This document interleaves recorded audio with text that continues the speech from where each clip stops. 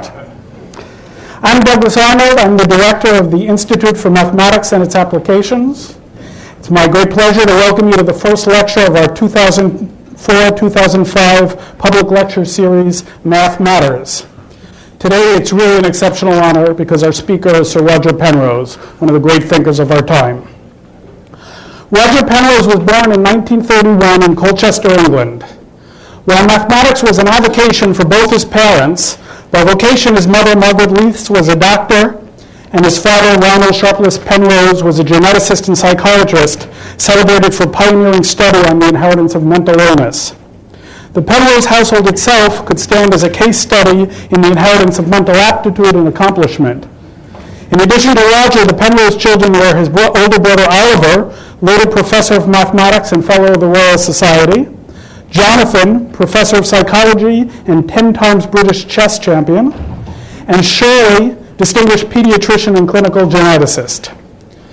It was in collaboration with his father, Lionel, that Roger invented the Penrose triangle, which is that, and the Penrose staircase, these mind-bending, impossible objects that captivated the imagination of the Dutch artist M.C. Escher and appear in his lithographs.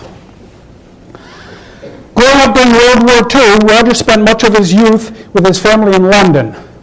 Not London, England, but much nearer in London, Ontario. So he's a product of North American schooling. At the end of the war, the Penrose family returned to England, where Roger studied mathematics. He obtained his PhD in 1957 at Cambridge for work in algebraic geometry. He spent most of his career at Oxford, where he was Rouse Borough Professor, now emeritus. He's also held visiting positions in several U.S. universities, including Princeton, Rice, Syracuse, and Penn State. While still a graduate student, Penrose published his paper on what's now known as the Moore-Penrose inverse, or pseudo-inverse of a matrix.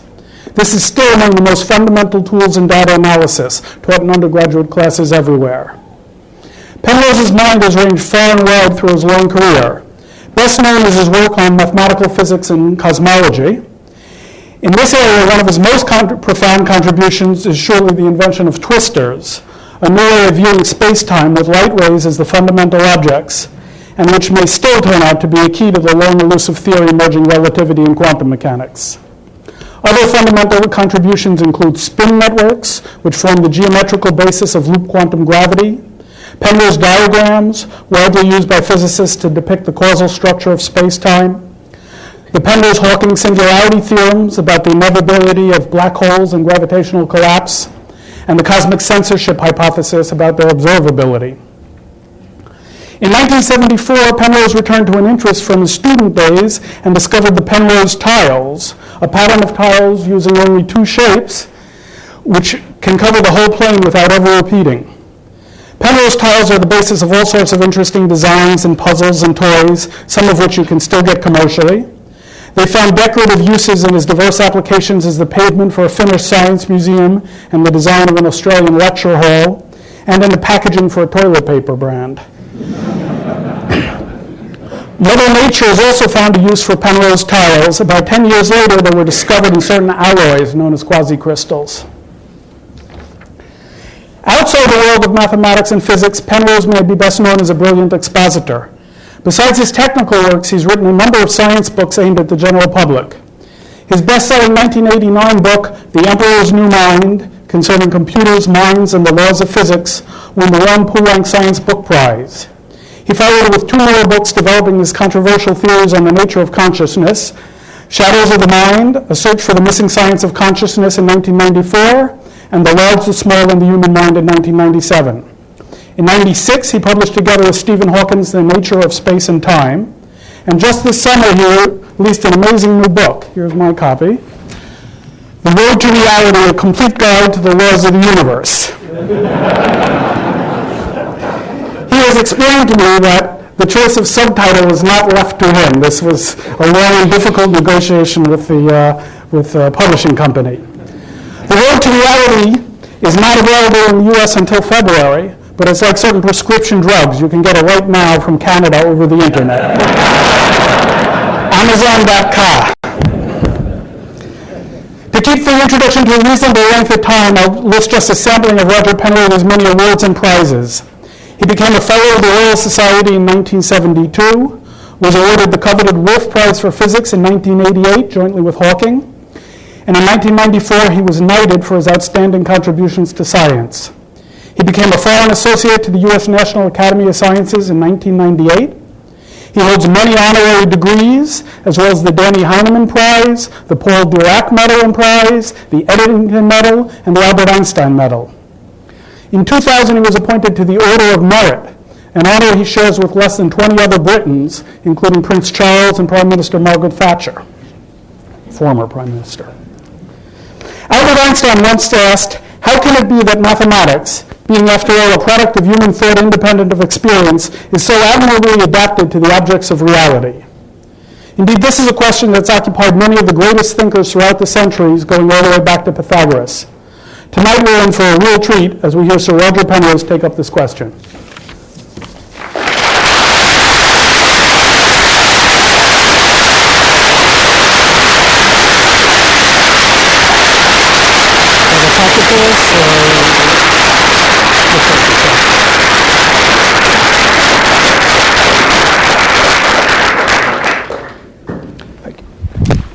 Well, thanks very much, Doug. There's another one down there.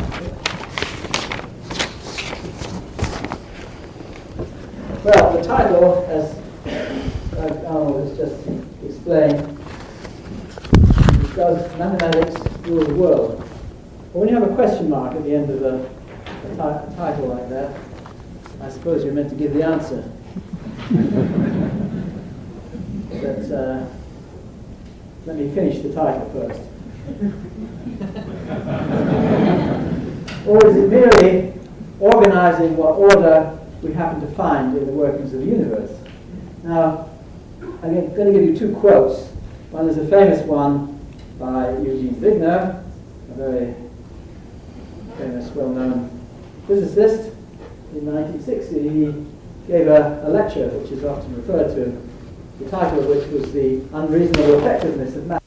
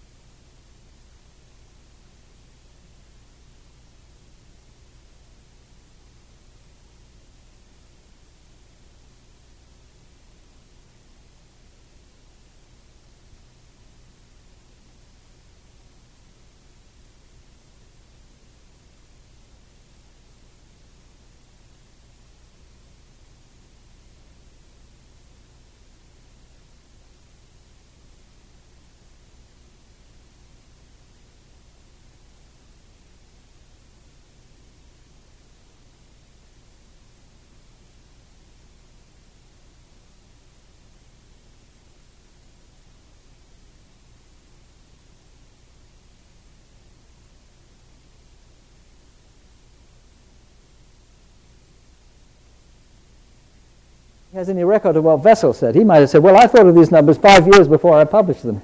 And maybe he did. I have no idea. But anyway, perhaps they ought to be, this ought to, I mean, not be the numbers, I mean the plane, the representation in the plane. So, and then you can find nice geometrical ways of representing how you add them and multiply them. I won't bother about that here because it's not really relevant. But anyway, we'll come back to these numbers when I start talking about quantum mechanics. That would be a little bit out of order, so let me start by saying something about Newtonian physics. Well, actually, this isn't about Newtonian physics first. You see, in physics, one often finds it useful to talk about spaces which are of large dimension. And you might say, well, what's the point? Because after all, we've only got 3 dimensions. Well, okay, string theorists talk about more dimensions than 3 space dimensions. But that's not the reason in mathematics you want to talk about large numbers of dimensions. And one of the reasons you might want to do this is to describe a thing called configuration space. And each point in configuration space represents the complete location. You see, I have a whole lot of stuff here. And you imagine where all these things happen to be located in their orientations and everything. And every single different way of representing these things is a single point in this space. And it turns out to be a very useful way of thinking about things. And the number of dimensions here, well, you have to count how many little specks I put here and multiply them by appropriate numbers and so on. And that will tell you how many dimensions this is. But you can't draw that very easily, so you just have to imagine it. Now this is perhaps a sort of more of the Gleason philosophy here, you see. The fact that one finds it useful to describe things in terms of higher dimensions, okay, that's just a mathematical convenience. And there's no magic there, if you like. It's just saying, okay, you can represent all this by a point, and you may want to do your understanding of these higher dimensional spaces, and that can be very useful to you, and that could be a way of handling complicated systems, as indeed it is. But then, I'm just talking about Newtonian mechanics. There's nothing sort of modern about it, if you like. And you can do a little bit more to this. And I put an arrow attached to each of these little things, which tells you how it's moving. Well, actually, this green arrow is meant to represent the momentum, which means, well, for an ordinary free-point particle, the momentum is the velocity times the mass. It could be something more complicated, but that's basically it. I could have put just the velocity and then done it all over again, and you find that the dimension here tends to be twice as much as it was before. I could do it either way. If I did it for the velocities, then I would be talking about Lagrangian formalisms. If it's the momentum, I talk about Hamiltonian formalisms. Let's talk about the momentum, because it's more really what I want to say here. But what you find is that you now have a space here, which is a very special kind of space with a very beautiful kind of structure. It's called what's called a symplectic manifold. It has beautiful mathematical properties, and the time evolution, according to Newtonian mechanics, is given by a single function, which in fact is the energy usually, and it determines how the motion goes by what's called Hamilton's equations. That's just really a way of encoding the Newtonian mechanics of this system, which are all sorts of complicated forces and things acting on between these things. And what's so beautiful is the whole thing can be described in this very, very elegant and simple way. And just I've noted a particular property that's called Liouville's theorem, which tells you that as you consider the flow given by the dynamics on this space, and the volume is preserved by this flow. Well, don't worry too much about it. But what I'm saying is you can make very general statements about complicated systems. And there's something miraculous about this, and it has something to do with Newton's laws. I mean, if Newton's laws were just any old thing that you invented on the spot like this, you wouldn't have a way of doing it like this. So it's telling you something deep about the particular kinds of laws that seem to be true of our universe. Well, you have to be a little bit careful, because we don't believe Newton's laws are true of our universe. There are things which have gone beyond that. So, but this formalism survives. When you go beyond Newton's laws, you still find this kind of formalism with all its beautiful geometry and so on still survives. So this is an example of something which seems to me it was there in the nature all the time. It's not just a question of organizing it, because, okay, you can try this, but it wouldn't work normally. It only works with certain types of laws. And Newton's laws, it's saying something particular about those laws that Newton gave us. Well, I said that Newton's laws aren't the whole of our understanding of physics these days, and the main big change that took place, well, not relativity, that came a bit later. There was something in the 19th century which really did change the picture of the world in a very revolutionary way, but it didn't make such a splash in the newspapers or whatever they had so much in those days. This is that, well, you see here, first of all, there's a picture which is meant to represent Newtonian type of theory, where you have a lot of particles, and these particles are influenced by each other, by forces between them and so on, and that's the original Newtonian picture. But through the work, the experimental results of Faraday and his predecessors, but primarily Faraday, and then Maxwell, who, taking the findings of Faraday, showed what he gave us equations, which are known as Maxwell's equations, and they tell us how electric and magnetic fields behave. And the thing that was revolutionary is that now the universe didn't just consist of lots and lots of particles and things which had forces between them, but the universe also was filled with these things called fields. And these fields were first of all, Faraday had this way of thinking of lines of force and so on in a very physical way. That's the way he liked to think. And then Maxwell showed that you really had to do this, that not only were these fields in a certain sense real, that they propagated through space, he found with the speed of light. He postulated that this indeed was light, that light in fact was this electric and magnetic field sort of self-propagating, each one pushing the other along, and that they would carry energy from one place to another. Well, we know all about these things now because we have radio, not just light. We know that Maxwell's equations, or the objects that Maxwell described by his equations, are in fact a very profound and important part of nature. They also are basically what underlies chemical forces and so on. You have to bring your quantum mechanics for that too, but Maxwell's equations are tremendously important and, as I say, represent a revolution in thinking, perhaps as much as relativity did later on. I don't know about that, but at least it changed one's picture that there were also these fields all over the place, not just particles. Now the thing is that you can write Maxwell's equations in all sorts of ways, and I've written them up here in the corner in a sort of modern way of writing them. And this is all, I'm not sure quite how the history of this works, but let's just take it up to here.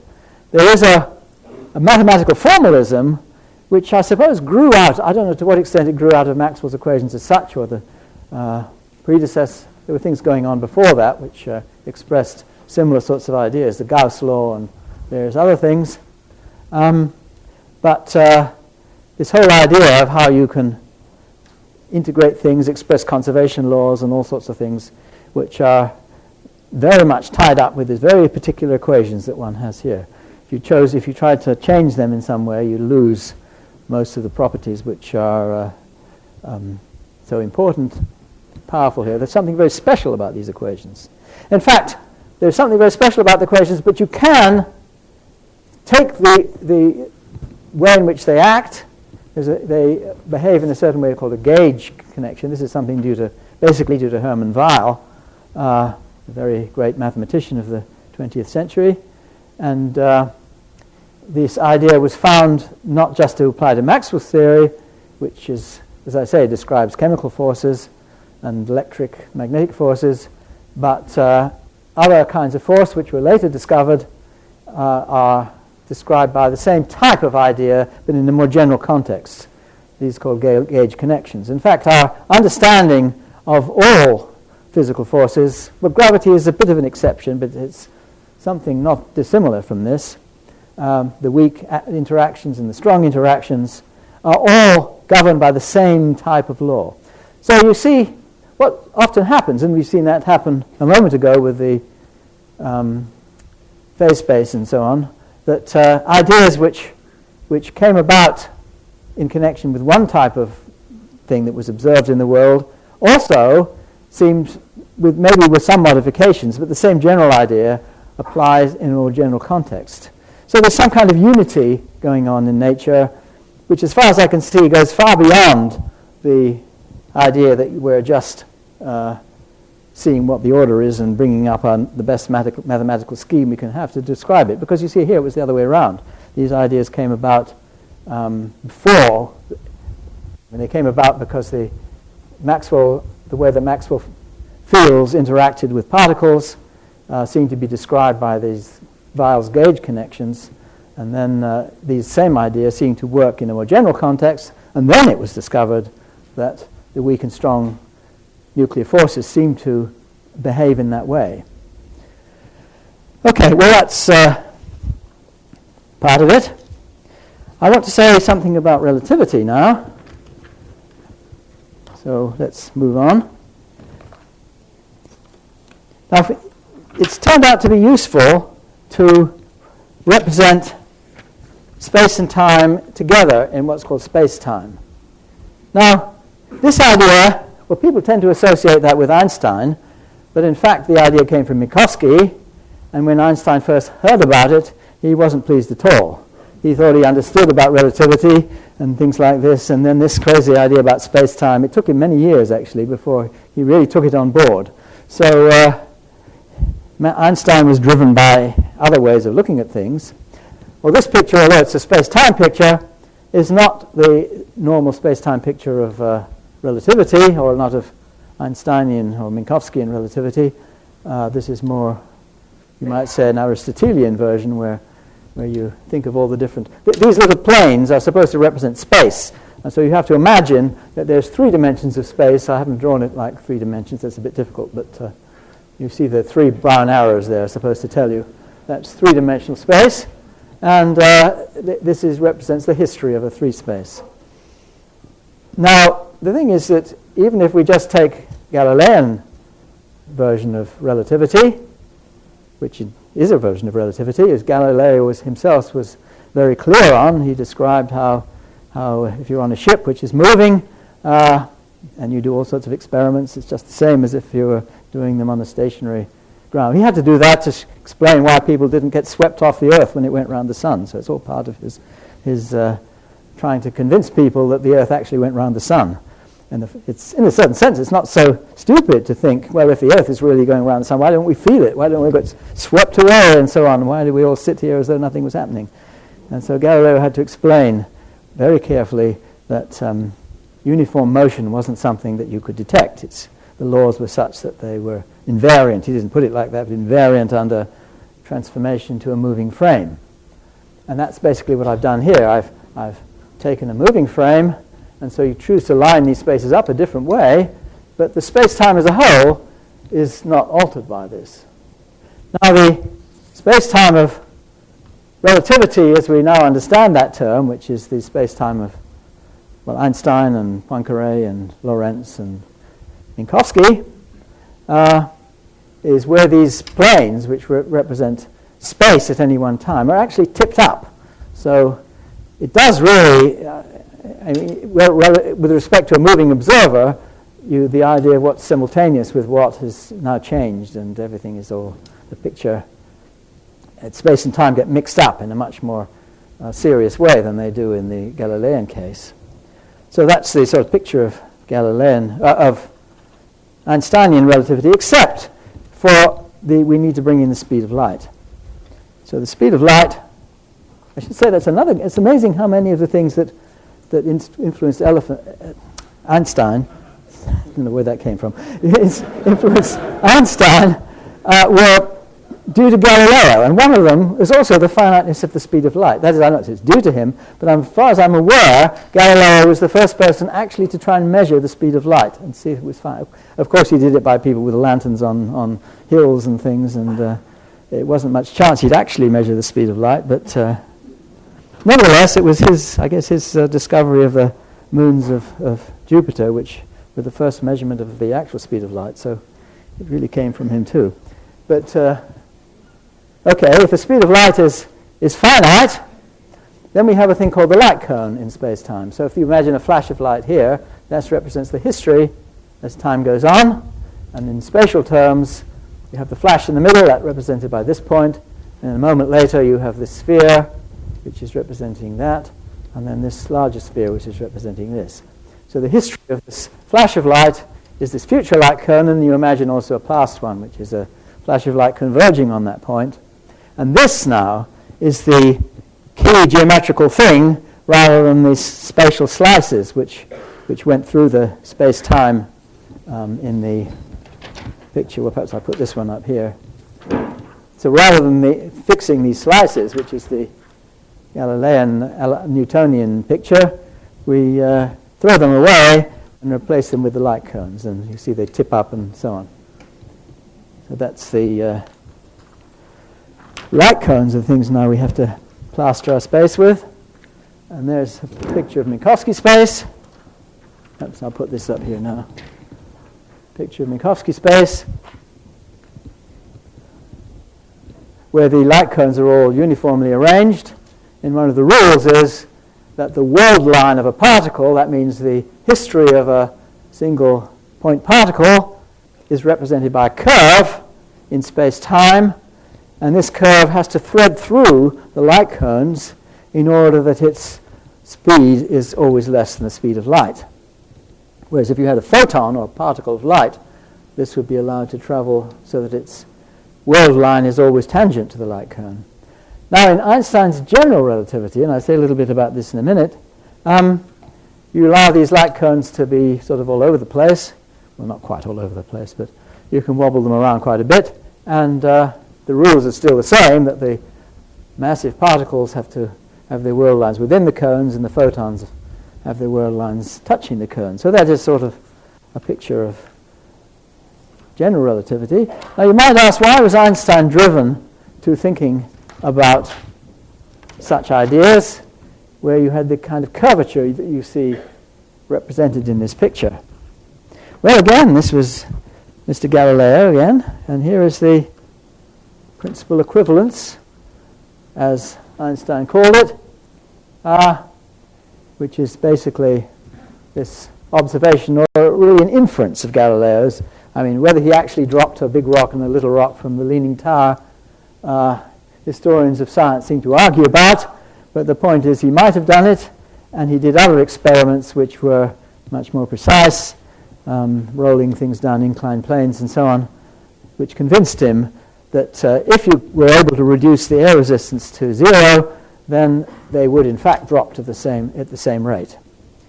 Even a feather and a rock would drop at the same rate. As we now know, people have done this on the moon and so on.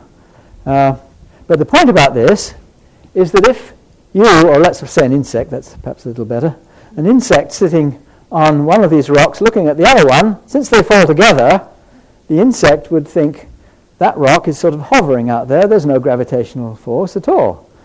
And this is the thing, that since everything falls together, with respect to a frame which is falling freely, there is no gravitational field felt. And we're now more familiar with this with astronauts and so on. And here you have the same thing. Let's say the astronaut's playing the role of the insect here, and the space station is playing the role of the other rock. And you can see they seem to hover there, despite the fact that the Earth is right there. And you might say, why don't they feel the Earth's gravitational field? The principle of equivalence says that you can cancel out the gravitational field by falling freely with it. Well, there's always a little catch to these things, and the catch is that the gravitational field is not uniform, and so you can't quite do this. And so I'll put that there for the moment, and let's try and investigate this lack of uniformity. So here we have the astronaut in the middle, and imagining that astronaut is surrounded by a sphere of particles, just like that, which initially are held at rest with respect to the astronaut. And then they're released.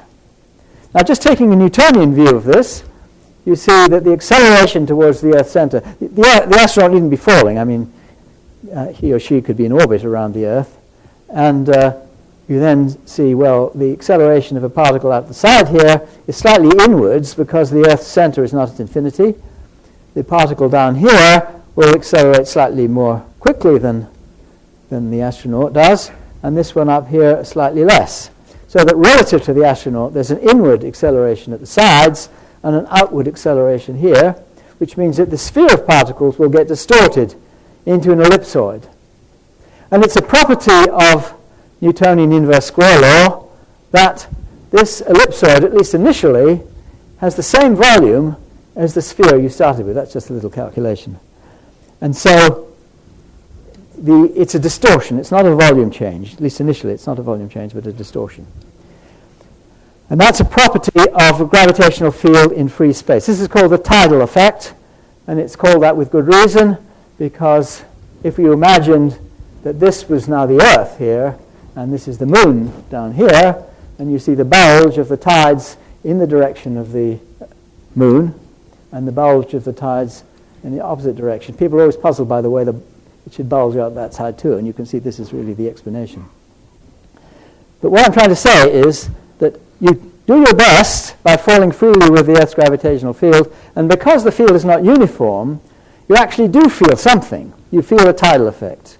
You don't feel the gravitational force that goes, but you do feel this distortion.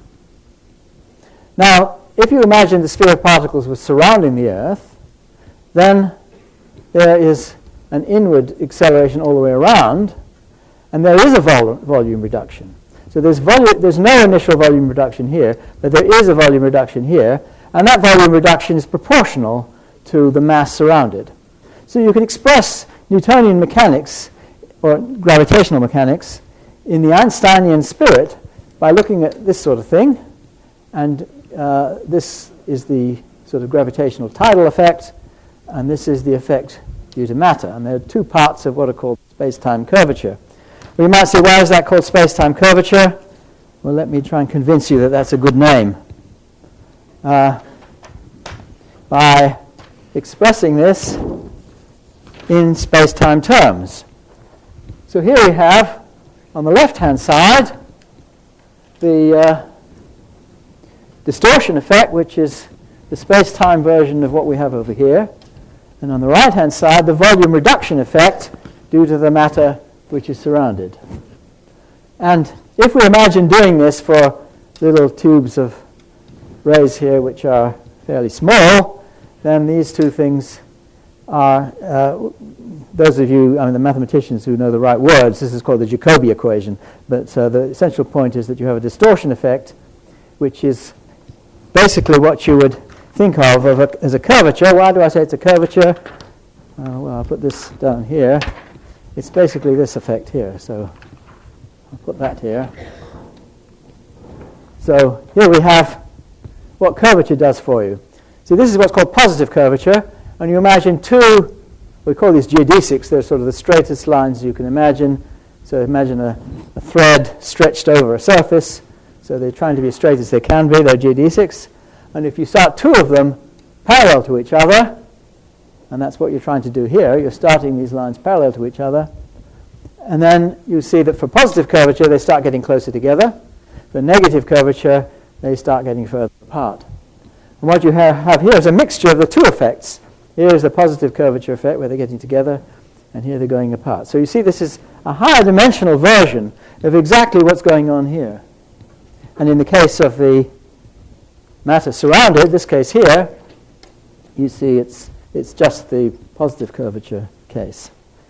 But you have a more complicated situation because this is higher dimensions. Well, in the transparency which I just whipped off, where did I put it?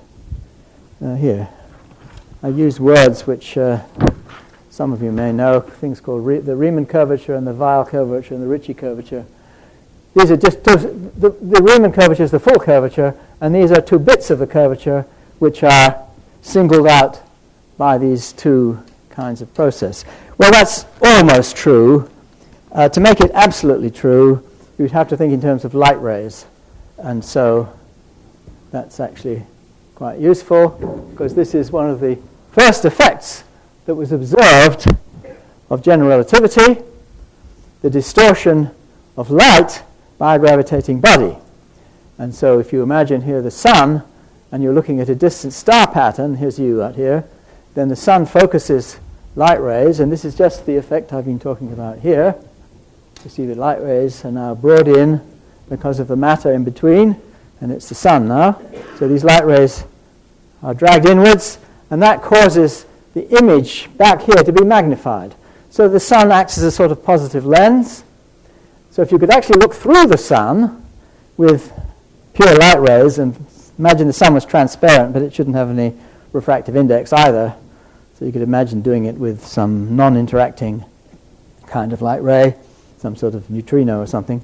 And then a pattern in here would actually be magnified, but when you go outside, so that you're not actually imagining what happens through the sun, but sort of a long way from it, then you see the distortion effect. So you can actually see both of them here. You see this circular pattern gets stretched into an ellipse, and in the middle, although I haven't drawn it here, it gets magnified. So the sun acts as a lens, but then you have the distortion as you go around. And these are the two kinds of curvature that I was talking about. So you can actually see it, and people do see these effects, and these are directly observed confirmations of Einstein's theory. Well, I spent quite a bit of time on all this, just to show you that Einstein's theory is something you can actually appreciate a bit without writing down lots of equations. Now, I said this basically all started from this Galileo idea, the principle of equivalence, but it also turns out that you can't really simply make a theory like this without introducing something else. Well, you can't is too strong a statement, but Einstein found himself needing to introduce what's called the principle of general covariance. And that basically means that you shouldn't, there's no special coordinates that you use to label things. So you want to have your theory so that it's independent of your coordinates. And that leads you into this tensor calculus, which is being described here. So, okay, Einstein was led to this theory, which is a very beautiful theory and a very coherent, consistent theory. Now, it's, I think, another example of something. You see, Einstein, it's very different from quantum mechanics. Quantum mechanics, there were lots and lots of experiments, and people found themselves forced into thinking about nature in a different way from the way they had before. But in the case of Einstein's general relativity, he was just, I mean, these things have been known for years, I mean, centuries, you see. Galileo, that's a long time ago. And nobody picked up on it, not even Newton. I mean, Newton had a theory which, okay, you could describe all these things, there's no problem about that, but the fact that bodies fall at the same speed is just a sort of fluke in Newtonian theory. Whereas what Einstein did was to say, this is telling us something deep about gravity. And the thing is that at first it didn't make much difference, and you just re-derived the things that Newton had. But then there were little effects which started to show that Einstein's way of doing it was right. At least being up to this point, it's been confirmed. And in fact, well, you see, Newton already, he had a certain amount of data to work with, I'm not sure, maybe 2 or 3 decimal places. And he produced his system of gravitational dynamics. And then it worked, and it worked, and it worked, and it worked, and it kept on working until you had something like 7 decimal places accuracy. And then people started to see little discrepancies about the motion of Mercury. Well, it didn't, I think, worry people too much. They thought maybe there was another planet in there inside the orbit of Mercury or something. Various other ideas came up. Maybe there was some matter out there, and could be all sorts of things. But then Einstein, thinking about, going back to Galileo and thinking about the general principles, and realized that there was another way of looking at this, and it turned out this was the way nature looked at it, at least up to this point. And there he had maybe 7 decimal places to work with. And since that time, people have looked at double neutron star systems and so on. And if you take, it depends on how you say this, but you have to say this in the right way, that there are systems known of neutron stars going around each other where the actual history of what's observed on that, compared with the theory, and the theory is Einstein's general theory of relativity, that comparison is accurate to 1 part in 10 to the power 14. So it's twice as many decimal places as Einstein had here, or that Newton got out of his theory. Now, it's not as though Einstein, was making observations and saying, well, look, there's some order, and maybe we need maybe this is a good theory which would fit the data. It wasn't like that at all. The data wasn't known at all. The data is something which came along later and showed that this theory was all the time in nature. So I think this does lend some support to the Wagnerian sort of view. Let's put that back again here. That somehow mathematics, you see, Einstein had to, I mentioned the principle of general covariance. This led him to think about the kinds of ways, differential geometry, that the great differential geometers of the previous century, Riemann and various Italian geometers and so on, Ricci, Levi-Civita, and Christoffel, another German, these people had studied these things just for the mathematics, just for the sake of the mathematical interest. Although I think Riemann did have some ideas that maybe matter might be little bumps in curved space or something like that. So but this was kind of wild speculation, whereas Einstein apparently needed all this. So we had to learn it from Grossman. I mean, he didn't know it himself. It took a long time before he mastered the techniques that were needed. But these mathematical techniques turned out really to be there in nature. Of course, it may be that someday there will be another theory comes along which is better. But the precision that's there already, and we've never seen a theory yet which is absolutely right. So you see that at a certain point, maybe something else comes along. But so far, the thing which has come along has somehow had more coherence to it than what was there before. Just not something that people had thought of. Okay, well, I said I have to say something about quantum mechanics, so I'm afraid I do. Quantum mechanics, or quantum theory. Well, let's go and start with the two-slit experiment. This is a sort of archetypical quantum experiment. Here we have a source of particles. Well, I've indicated that there might be photons here. And a pair of slits here and a screen at the back. Well, first of all, let's imagine that one of these slits is closed off and the other one is open. And I'll single out a particular point on the screen, say that one there. And if I close one off and leave the other open, I find that it is possible for a photon to get through the slit and reach that point there. Lots of them would do it, you see. You do it many times. If I close the top one off and open the bottom one, and I pick the same point, I find, yes, it's possible. And quite often the photon does reach this region here. But if I've chosen that point carefully, I may find that when I open both slits, suddenly that particular point can't be reached anymore. And this is one of the most amazing things that happens in nature, and it's a property of quantum mechanics. That somehow, you see this interference pattern that you get on the screen. Each individual photon makes a single mark here, but some places now can't be reached when both slits are open. You get this pattern on the screen. And how on earth does one understand that? How is it that allowing two things to happen, well, either one of them on its own, you could get the photon to reach here, but once you allow both of them, somehow the two things which might happen mysteriously cancel each other out, and they can't happen now. Well, the way we understand that, insofar as we do, is we consider that the two things which might happen, we call them A and B here, that's going through the top slit and reaching that point, or going through the bottom slit and reaching this point, call them alternative A and alternative B. When we have them both open, we have to consider that they coexist. And so there is a certain weighting factor, the W and Z, and they coexist at the same time. Now, you might think these were probabilities here. There's a certain probability for one thing and a certain probability for the other thing. But that never cancels. Probabilities can't cancel, they just add up. So it's not that. In fact, these things are the complex numbers that we were talking about. So it's complex numbers enter into quantum mechanics at a very, very fundamental place. In fact, very universally. They're there all the time. And the thing is that, well, I'm going to call this thing the quantum level. I'll say a little bit more about it in a minute. But you find that these complex superpositions persist. They're preserved as long as you stay down at what's called the quantum level. But if you magnify this up to the classical level, and that's what happens when you sort of try to get it to make a mark on the screen and you look at it or something, then you suddenly change the rules, and you take these W's and Z's, which are complex numbers, and each one is represented by a point in this plane here. And instead of taking them individually, you look at the distance to the origin, and you square that distance. And that's what these little symbols here mean.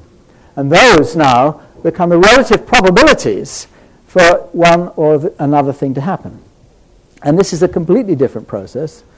I'm using the letter R, reduction of the quantum state. This is unitary evolution. That's what those letters stand for. But the point is that quantum mechanics sort of alternates between two completely different processes.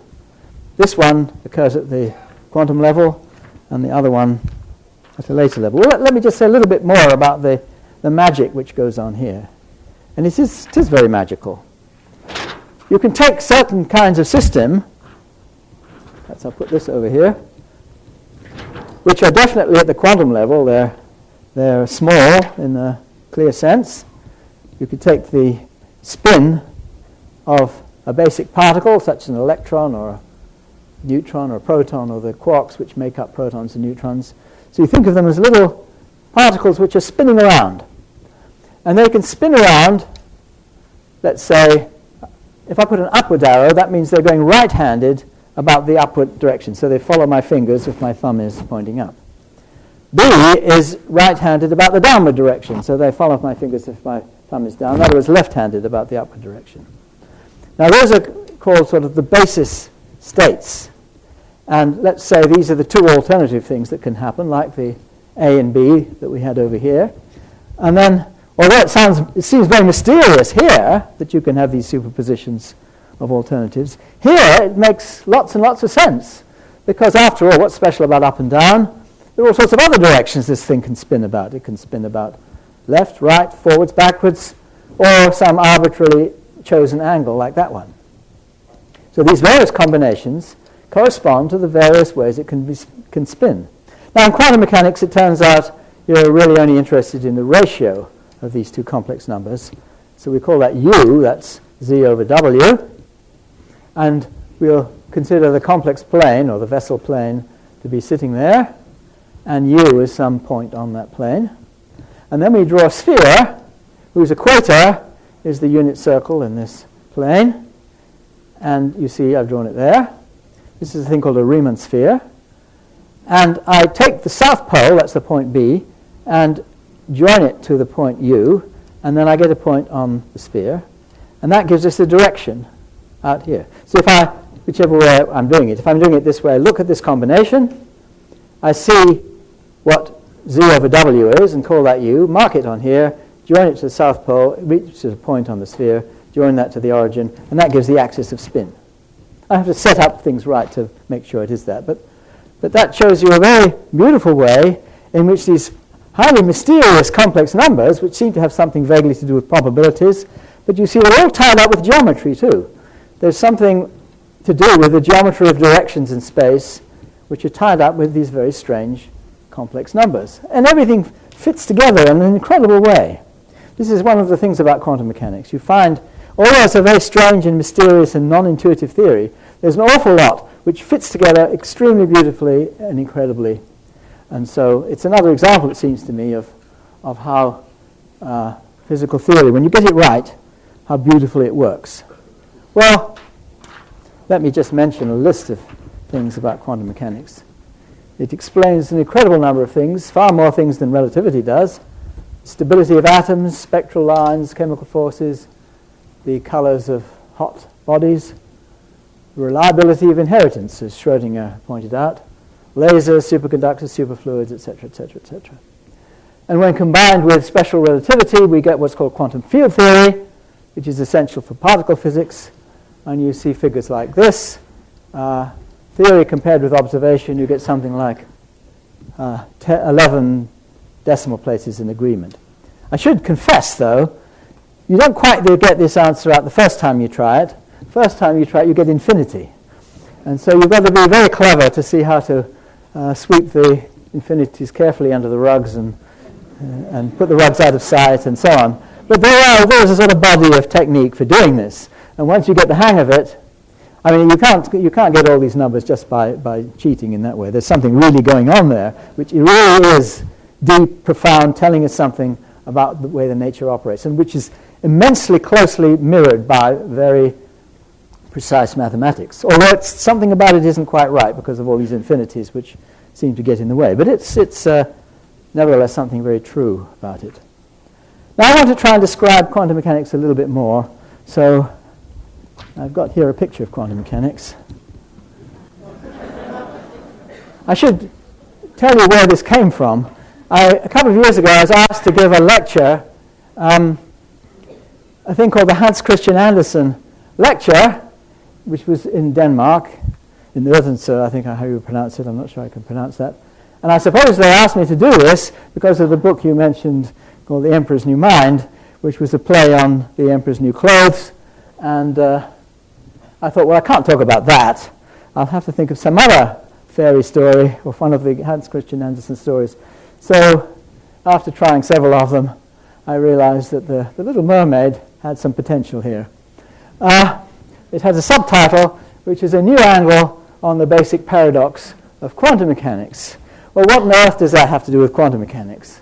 Well, let me explain. There are several things, I should say, in the story. I found various places that I could pick on. But let me just mention the main theme, which is that this picture represents these two worlds. I said something about the quantum level and the classical level, and you see it here. The classical level is this part out here, up above the water, in which you have things that we can understand, separate individual objects which are separated and so on and so forth. That's the classical world represented. And underneath the sea, you see this entangled mess, which is the way quantum mechanics behaves. So here we have the two worlds together. Now, what's the mermaid? Well, you see, the mermaid represents, if you like, let's say, how much time do I have to? The question is whether I should say something that I'm a little bit nervous about whether I'll talk about. I think, well, I'll do that version. You see, this should be more to this picture, which is how one world relates to the other. So you have to think in terms of, say, a Geiger counter. A Geiger counter, it's a quantum particle enters it. You see that the particle is a quantum thing, and then it makes a click. So it measures the particle and it makes a click. The click is a classical thing. So somehow it magnifies the effect of the quantum object to the classical level. And this is what's called, I'm using the letter R for, it's called the reduction of the quantum state. Somehow it's where you bring in the other rule that I set up here. You suddenly change the rules from the one which applies at the quantum level, this one, to the one which applies at the classical level. And the bridge from one to the other is given by this other process in quantum mechanics. And if you remember, that's where the mermaid was, you see. So the mermaid represents this mysterious, straddles the two worlds. She somehow has her tail in the fish world or the quantum world, and she's out there in the classical world there, and somehow she's a mysterious thing, but that it's part of quantum mechanics as we understand it now. So quantum mechanics, as we understand it, is a hybrid, and it involves these various different ways of doing physics. Now you see, there's something funny about that. Up to this point, physics has tried to unify things. I mean, you have different things which have very different rules, and then we see that maybe they're all part of one way. They're all part of one thing if you really knew what it was. But the trouble with this world is that these procedures are, strictly speaking, incompatible with each other. The unitary evolution, for example, is deterministic, whereas the R process is completely probabilistic. And you can't get a probabilistic law out of a deterministic law. So there's something inconsistent. There are lots of other things which are inconsistent. They're inconsistent with each other, but yet they dovetail beautifully. There's something very paradoxical about it. There are two procedures which fit together in an incredible way, but they're actually mathematically inconsistent with each other. Now, I don't know what Gleason or Wigner. Well, I know what Wigner has to say about it because he often worried about this very question. And he, I think, thought that there was something wrong, that quantum mechanics at some day has to be replaced by something else, which I may say is my own view. And let me just try to explain a little more about this. See, this is quantum linearity. In a slightly more extreme case, I mentioned the different spin directions where it works beautifully. But let's say something more about this. We imagine there is a source of a photon, and it goes along and hits a green thing and produces a lot of junk. Okay? Now we might put a mirror between the two, and it goes along, reflects off the mirror, hits the brown thing, and produces some completely different junk.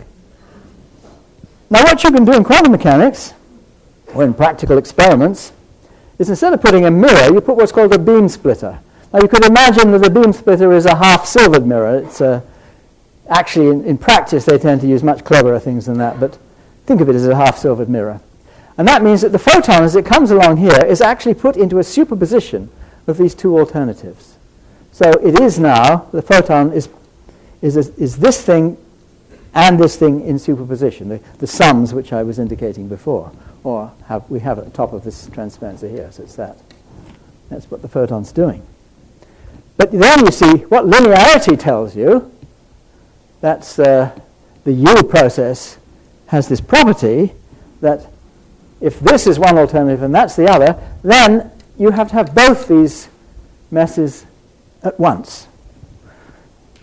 Well, that might not be too bad, but as Schrödinger famously pointed out, it is too bad.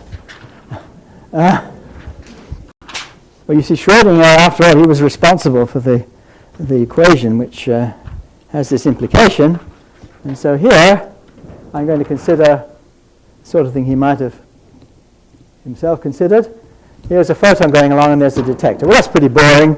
So let's attach a murderous device to the detector and we'll kill a cat. Of course, you have to bear in mind this isn't a real cat, it's a thought cat. Schrödinger would have been not have approved of actually killing a real cat, I'm sure. Well, you could do that, but you could be a little bit more merciful even to the thought cat and stick a mirror in between, and then the cat's okay. But you probably saw this coming. You could make that a beam splitter instead, and because of what I just showed you on the other transparency, the result of this experiment is a superposition of a live cat and a dead cat. Well, Schrödinger's response to this was, well, there must be something wrong with my equation. I'm not sure if he quite said that, but it seems to be the implication. Most people, when they think about this, think, no. It's something wrong with Schrödinger, but not his equation. This must be right. And they try and make their peace one way or another. I won't go into all the endless different ways you can somehow make your peace with this. But Schrödinger's point of view was, no, there must be something wrong with his equation, and I tend to agree with that. But it's got to be something very subtle, and it's not. See, there was something wrong with Newtonian gravity, but it was very subtle. It wasn't changing the inverse square law to 1 over 1.9999997 or something. I think that was tried. People got some quite good answers doing that sort of thing. But you have to do something else. Well, this I really shouldn't show you, but there are certain possibilities. If you try and bring Einstein's theory and quantum mechanics together, there are reasons to believe that there might be some changes at the level where gravitational effects start to become important. And when I say gravitational effects, I mean the gravitational field of the object itself. This is a much more humane experiment, even though it's still a thought experiment, where if the photon goes this way, it moves a lump of material. If it goes the other way, it leaves it alone. And so you're putting a lump into a superposition of two different locations. And I have an expectation here that this will not last forever, but there is a certain time scale that you can calculate to tell you whether this thing has, if that this will become one or the other in a time scale which can be estimated. And there are some people doing an experiment which in goodness knows how many years may tell us yes or no to the answer to this experiment, but to this situation. But it remains to be seen what the answer is. Okay, well, this is just another example of no matter how wonderful these theories are, and quantum mechanics is a wonderful theory, it has its limitations, and someday I expect a more wonderful theory to come along which will replace that theory. Until it does, all people can think of are things which are sort of fiddling with it. What's the word I'm trying to think of?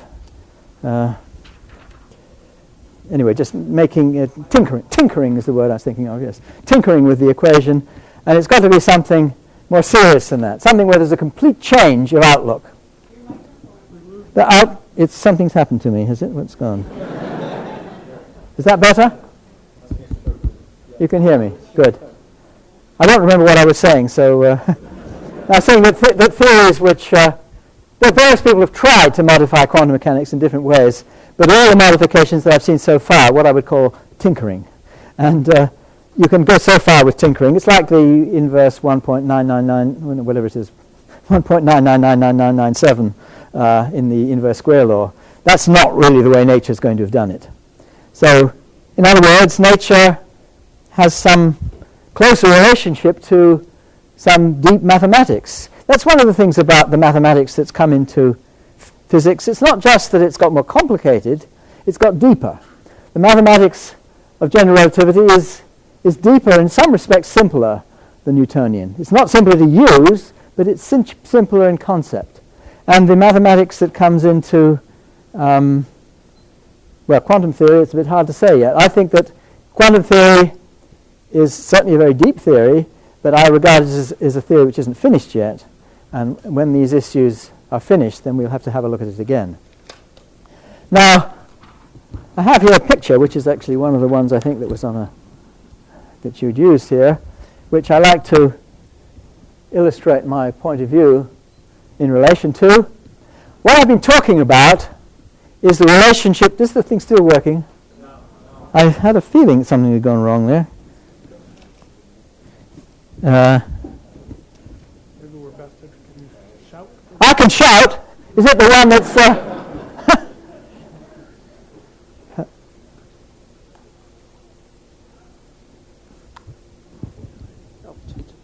Okay. Battery, is it? Well, I'll try shouting. This picture represents what I call three worlds. This world up here is the world of mathematics, in a sense, where one regards mathematics as having an existence of its own.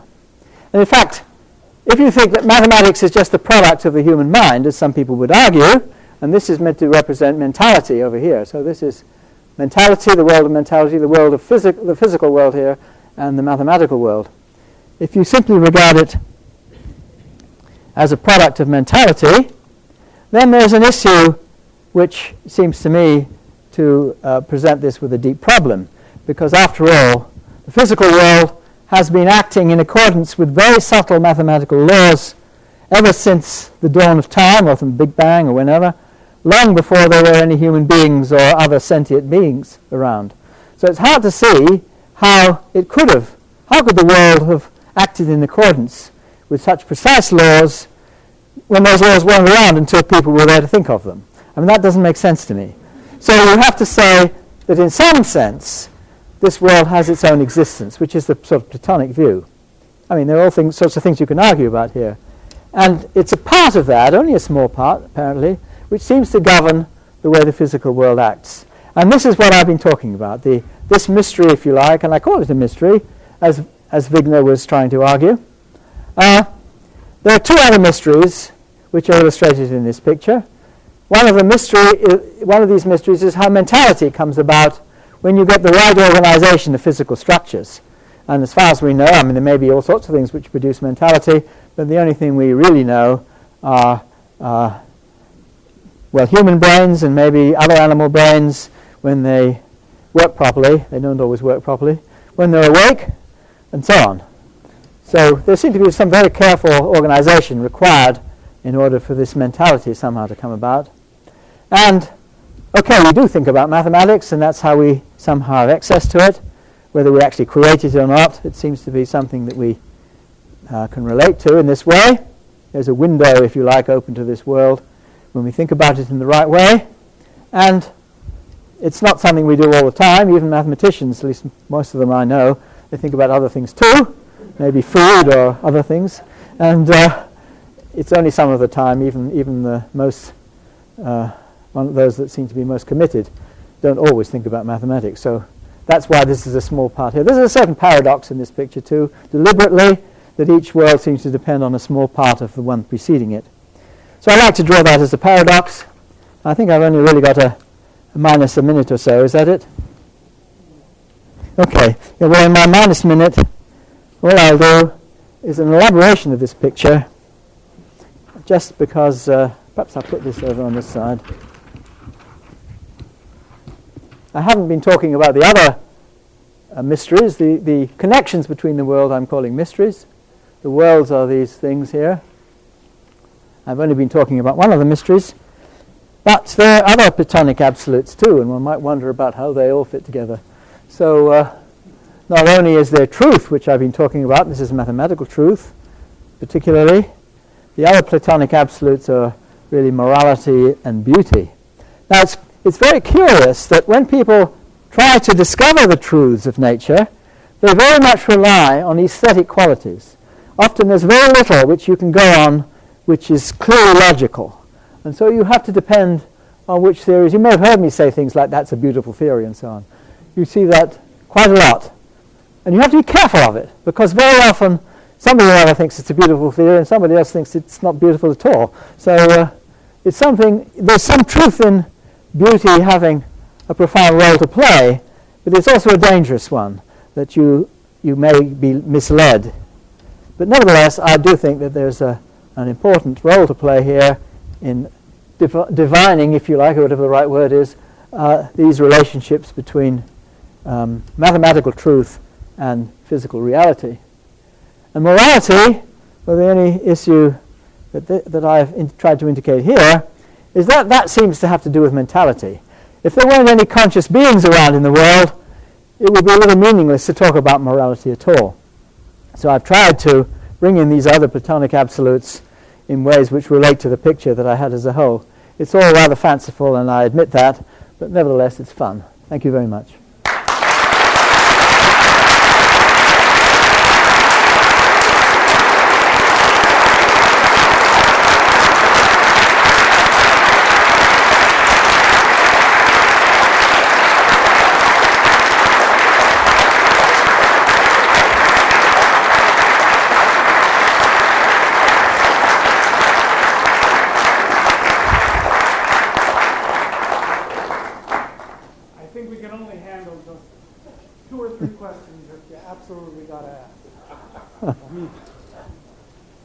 Then we don't have a fundamental first principle law. We don't have the elegance that Einstein had or Newton had. And we deal with measurements. We're trying to extract models out of those measurements. How do we make sure, how do we ascertain that we don't fall under the beauty, curse of beauty, the Pygmalion syndrome? It's very difficult, because I think one can't discard it. I think it's crucial, you see. So many of the big advances, for example, well, Einstein's general relativity, the beauty of that theory, I'm sure, was a big factor. The beauty in Dirac's discovery of the electron equation. It's something you can't dismiss. But nevertheless, and you certainly see instances of this that I would regard today as very misleading, where people claim that their theory is beautiful, and I look at this thing and I can't see, okay, it's got some elements to it, but there's so much other stuff there which maybe there's a thread of truth in that as well. But there's so much other stuff which doesn't strike me as beautiful at all. So it's a very subjective. I think that's the point you're making. It is very subjective. And so it's, I think, a very valuable aid to trying to discover things, but you can't rely on it. You have to go back and see, is this supported by observation? Does it hang together? Is it logical? Can you convince somebody else about it without appealing to the beauty aspect of it? So it's certainly important as a guide, but you mustn't use it as a criterion for truth. I think that's what I'd say. Okay, before you go, let me just a quick word from our sponsor. This lecture those of you who don't know it, we're an interdisciplinary mathematical research institute, a partnership of the National Science Foundation, the University of Minnesota, and some participating universities and corporations. And we bring about 1,000 scientists every year to the University of Minnesota campus to carry on research that has to do with connecting mathematics with the solution of important problems from science, technology, and industry. We're going to continue the Math Matters lecture series in November 18th with James Murray, who's going to speak about a mathematical theory for marriage and divorce. And then in February, we're going to have David Baroff, who's a Pixar animation scientist, who's going to explain how they made their latest new movie, which will have just come out then, The Incredibles. And then we'll finish with a lecture in the spring by Thomas Hales, who proved one of the oldest unsolved problems in mathematics with a sort of computer-assisted New Age mega-proof. And he's going to be talking about the future of proof. So I hope to see you there. Lots of math matters. Good night.